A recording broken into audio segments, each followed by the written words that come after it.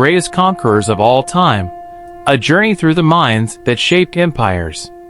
Across the vast tapestry of human history, a select few have risen above the rest, not merely as kings or generals, but as forces of nature.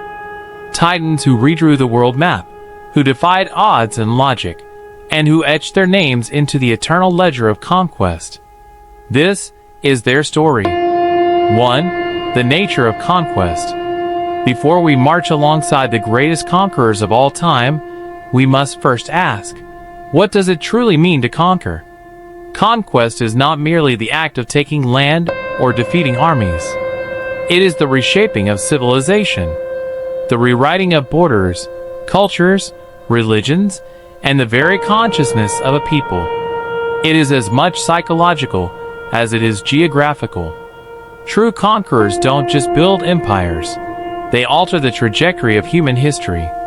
From the windswept plains of Central Asia to the deserts of Arabia, from the jungles of India to the mountains of Europe, the ambition to dominate is a thread that ties these men together. But their methods could not be more different. Some ruled by fear, others by diplomacy. Some saw themselves as gods, others as servants of destiny. But all were visionaries and monsters in their own right. Let us begin our march through time, through blood and brilliance, to meet the greatest conquerors the world has ever known. 2. Alexander the Great, the eternal thunderbolt. He was just 20 years old when he took the throne of Macedonia, a boy king forged in the fires of Aristotle's wisdom and his father Philip's sword. Alexander III of Macedon, better known as Alexander the Great, was not merely a conqueror. He was a force of will. In just 12 years, he carved out one of the largest empires in history, stretching from Greece to Egypt, Persia to the Indus Valley. And he did it without losing a single battle. But how? He understood one critical truth: armies don't win wars. Minds do. At the Battle of Gaugamela in 331 BC, Alexander faced Darius III of Persia, who outnumbered him at least 5-1. Yet Alexander's tactics, speed, and unbreakable phalanx cut through the Persian lines like a scalpel through flesh. And his genius wasn't just military, it was cultural. In every city, he left behind Hellenistic ideals, merging Greek culture with Eastern traditions. He married Persian princesses. He founded over 20 cities named Alexandria. Yet his ambition outpaced even his empire. His men, weary and far from home, finally refused to march farther into India. Alexander, undefeated in battle, had to concede. He died mysteriously at the age of 32, likely from malaria or poison, his empire fragmented within years. But the idea of Alexander never died. Julius Caesar wept at his statue. Napoleon idolized him. Even today, he is the benchmark for ambition. Alexander wasn't just great. He was transcendent. 3. Genghis Khan, the storm from the steppes. If Alexander was thunder, Genghis Khan was the storm. Born as Temujin in 1162, he was a child of the steppes. Orphaned, betrayed, and exiled, he learned early that power was never given. It had to be taken. In 1206, he united the warring Mongol tribes under one banner, proclaiming himself Genghis Khan, universal ruler. What followed was nothing short of cataclysmic. The Mongol Empire would become the largest contiguous land empire in history, stretching from Korea to Hungary, from Siberia to Persia. And Genghis did this not with cities or wealth, but with speed, strategy, and sheer terror. He revolutionized warfare. His horse archers moved faster than any army had ever moved. His communication network, the YAM, was centuries ahead of its time. He used psychological warfare, espionage, and brutal discipline. And yet, Genghis was more than a warlord. He implemented meritocracy. He enacted laws to protect trade, promoted religious freedom, and established a postal system. The Silk Road thrived under his rule, but his legacy is steeped in blood. Cities that resisted were annihilated. Millions died. Some historians estimate that Genghis Khan may have reduced the world's population by 11%. When he died in 1227, he was buried in secret. His tomb remains undiscovered to this day, like the storm that vanishes without a trace, leaving only devastation and awe in its wake. 4. Julius Caesar, the man who ended a republic. Veni vidi vici. I came, I saw, I conquered. Julius Caesar was not merely a conqueror of land, but of systems, traditions, and the very fabric of Roman identity. A brilliant general, Caesar led the Roman legions in the Gallic Wars, subduing what is now modern-day France, Belgium, and parts of Germany. His Commentary de Bello Gallico is both a historical record and a masterclass in propaganda. But his true conquest was political. He defied the Senate, crossed the Rubicon, and in doing so, brought the Roman Republic to its knees. In 49 BC, he fought a civil war against Pompey the Great. He won. He declared himself dictator for life. The Republic was dead, the empire was born. And yet, Rome was not ready for an emperor. In 44 BC, the Ides of March struck. Brutus, Cassius, daggers in the Senate. Caesar was murdered by those who believed they were saving Rome. Instead, they unleashed a greater storm: Augustus, civil war, and the eventual Roman Empire. Caesar didn't just conquer Gaul. He conquered Rome itself. 5. Napoleon Bonaparte, the emperor of modern war. He was born on a small island, Corsica, but he would go on to rule most of Europe. Napoleon Bonaparte rose during the chaos of the French Revolution, climbing the ranks not through nobility, but through sheer brilliance. In a world of muskets and bayonets, Napoleon brought maneuver warfare, logistics, and speed to a new level. He crushed Austrians, Prussians, Italians, Russians, remaking the map of Europe again and again. At Austerlitz, he obliterated the combined forces of Austria and Russia with tactical deception, so brilliant it still taught in military academies. He crowned himself emperor in 1804, signaling that no pope, no god, no senate would hold sway over his destiny. But conquest breeds enemies. The Peninsular War drained his resources. The invasion of Russia in 1812 was his fatal blunder. Napoleon reached Moscow, but winter and attrition did what no army could. After Waterloo, the emperor was exiled to St. Helena, where he died in 1821. Yet, even in defeat, his code, his institutions, and his legend endure.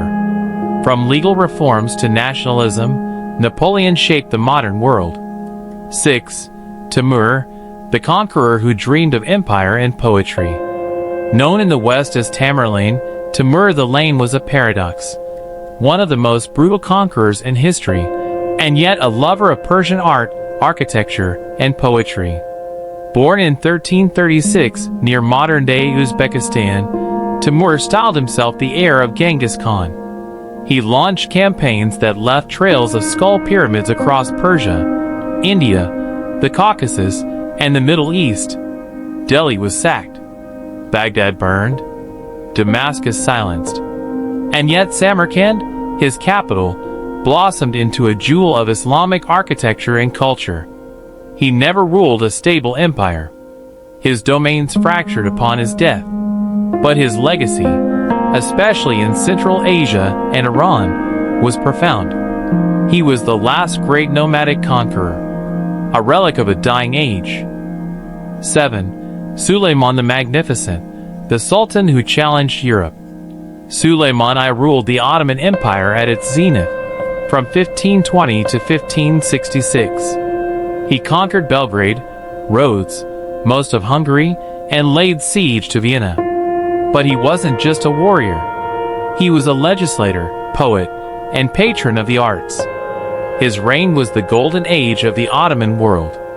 He faced Charles V, the Habsburgs, the Safavids, and internal rebellion, yet expanded his empire to 3 continents. Suleiman wasn't just a conqueror. He was a lawgiver, an emperor who understood that holding an empire required more than victory. It required vision. 8.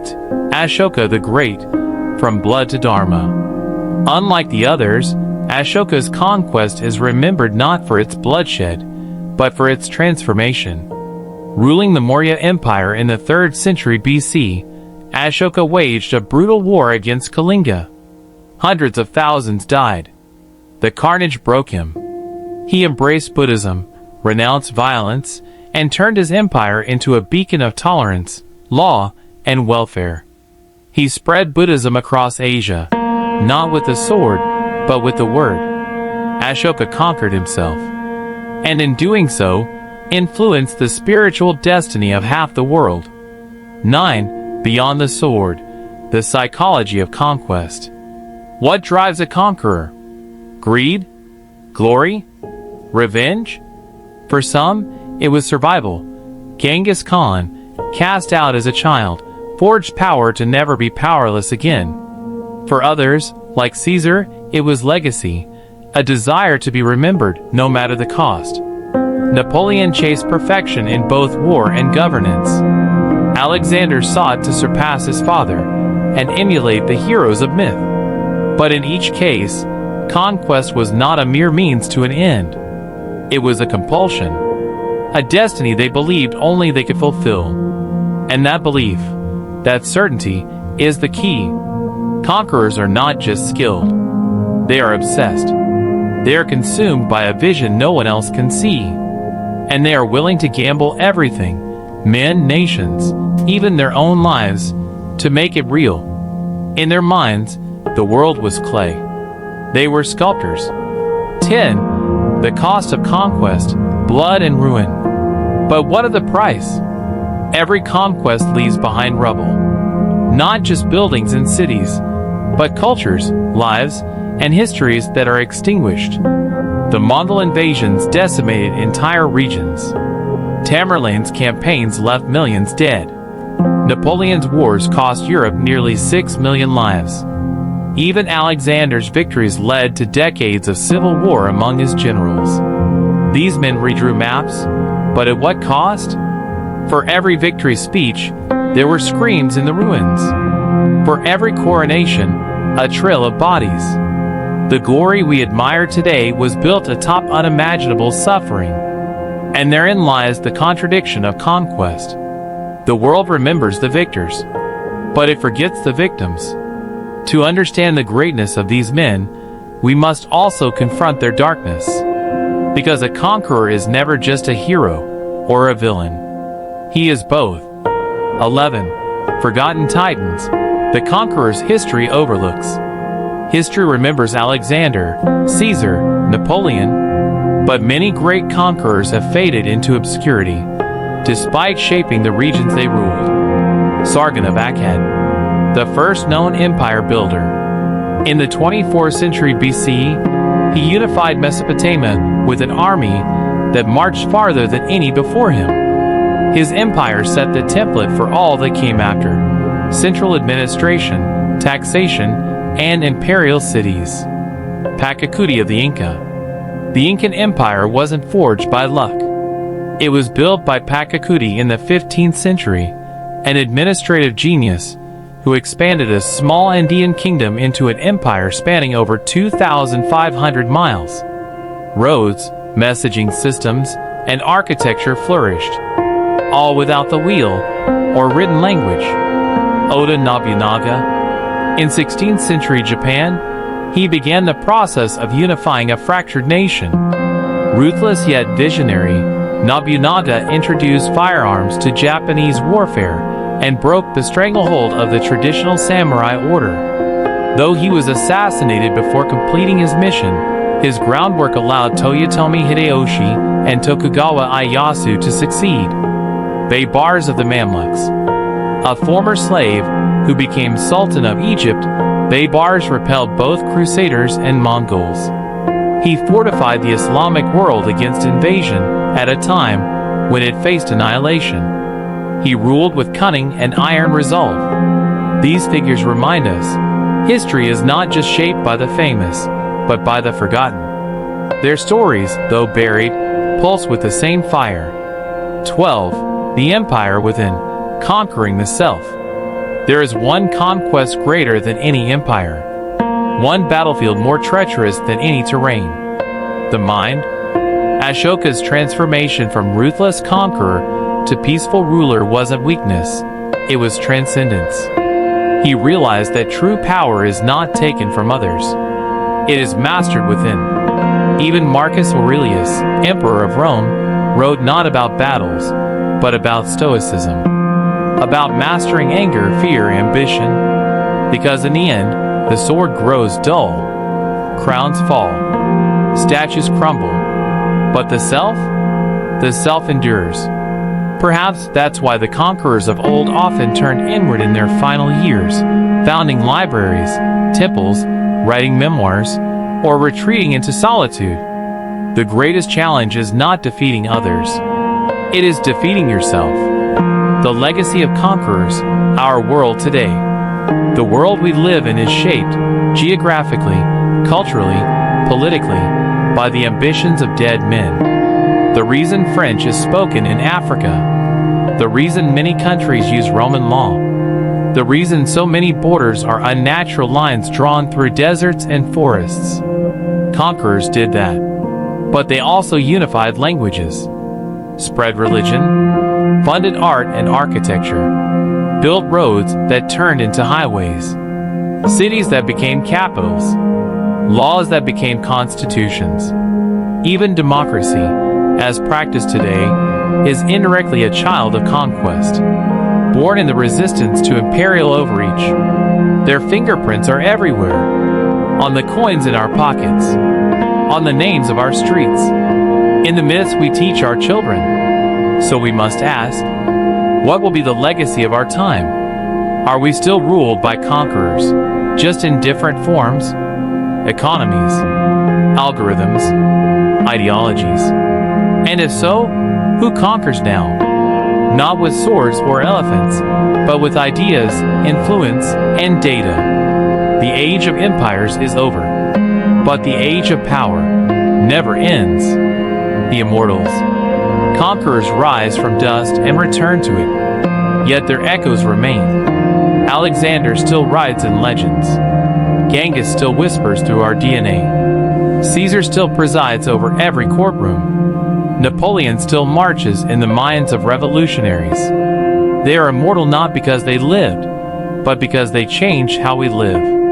And perhaps that is the final conquest, not of land or people, but of time itself.